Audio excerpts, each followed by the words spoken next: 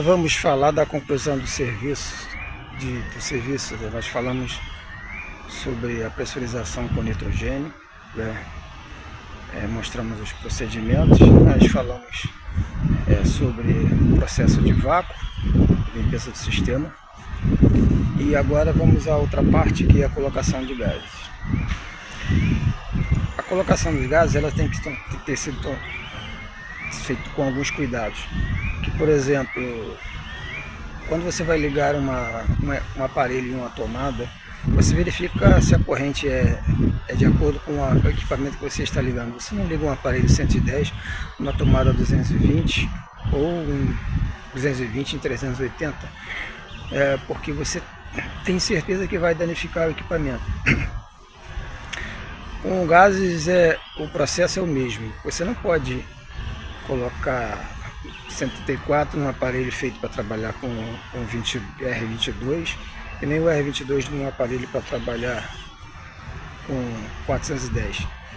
Isso porque as pressões elas são diferentes. O 134 ele trabalha com pressão de 5 PSI para geladeiras e freezers, e o R22 ele trabalha com 65 PSI por aí.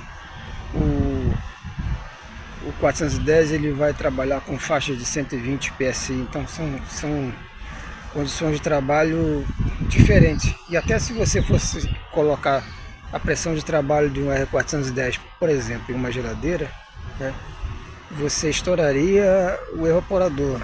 Isso porque a pressão dele é bem mais alta do que a de uma geladeira, né? Então, esses cuidados que nós temos que tomar na hora de fazer os procedimentos. Então você fique ligado que aqui nós vamos entender como é que isso funciona. A primeira coisa que você deve ver é o tipo de gás que você vai usar na máquina. Se é R410, se é 22, e você vai procurar o tipo de gás adequado. Aqui nós temos o 410 e essa garrafa rosa. Então você vai fazer a conexão da mangueira. Lembra que eu disse, a mangueira que é presa na bomba de vácuo, ela é solta da bomba de vácuo e é fixada no cilindro de gás. Lembre-se que máquinas grandes elas possuem solenoides que separam a carga de gás. Fica uma parte para um lado, outra parte para o outro. Então se você injetar gás, ela não vai passar para o outro lado quando eu chegar aqui nessa peça, porque ela vai ser bloqueada. Então é necessário que você coloque uma quantidade de gás pelos dois lados, pelo lado de alta, que é o tubo mais fino, como você está vendo, e pelo lado de baixo, que é o tubo mais largo, que é esse daqui, ó. E aí você vai fixar as mangueiras de acordo com o manifold, tá bom? Você tem o manifold de alta e você tem o de baixa, que serão fixados aqui nessas conexões. Aqui você deve prestar atenção. Nós temos o lado de alto e o lado de baixo, tá? O lado de baixo é o mais largo, o lado de alto é o mais fino, e você vai fixar as mangueiras de acordo, tá? A mangueira de alto que fica preso no lado vermelho, tá? Você vai fixar no tubo de alta normalmente, lembrando sempre que o manifold nessa hora ele deve estar fechado, os registros devem estar fechados quando você fizer esse procedimento, tá? Então você vai fixar o lado de alta, tá? E depois vai fixar também, ou ao contrário, o lado de baixo. Fixadas as mangueiras,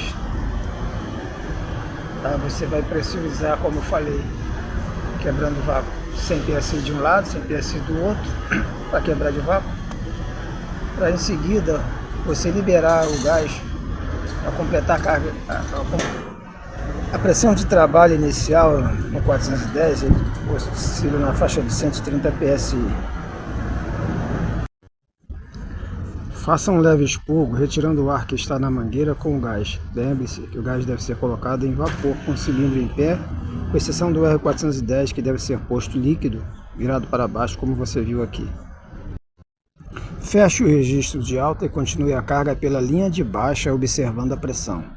Daí teremos 5 psi para R134, 65 psi para R22, 130 psi para R410. Outros gases você deve pesquisar.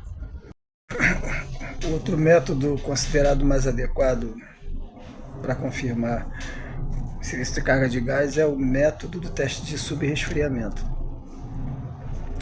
Isso nós vamos ver no próximo vídeo para poder encerrar essa matéria.